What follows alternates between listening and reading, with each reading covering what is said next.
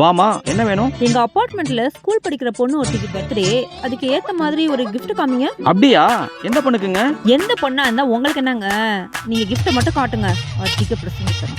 நமக்கு தேவைதான். இதுல பாருங்க. இது ஓகேங்க. எவ்வளோ இது? 150 ரூபாமா. அந்த ஸ்கேனர் எடுங்க, பே பண்ணிடுறேன். பண்ணுங்க.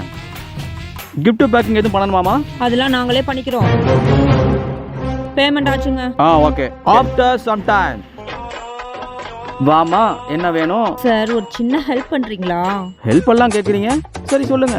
பர்த்டே பொண்ணுக்கு இதே மாதிரி gift ஆல்ரெடி வந்துருச்சா? இந்த gift கொஞ்சம் மாத்தி தரீங்களா? உங்க அபார்ட்மெண்ட்ல இன்னைக்கு 2 பொண்ணுங்களுக்கு பர்த்டே. எல்லாரும் இங்க தான் gift வாங்கிட்டு போறாங்க.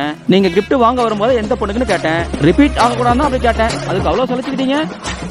சாரிங்க. சரி பரவாயில்ல. இப்போவாது சொல்லுங்க, எந்த பொண்ணுக்கு நீங்க வாங்குறீங்க? ரித்திகாங்கிற பொண்ணுக்கு நான் gift பண்றேங்க. சரி, அதை கொடுமா.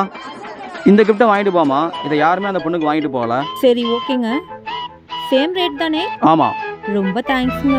எல்லா விஷயத்தையுமே தப்பா புரிஞ்சுக்கிட்டா எப்படி?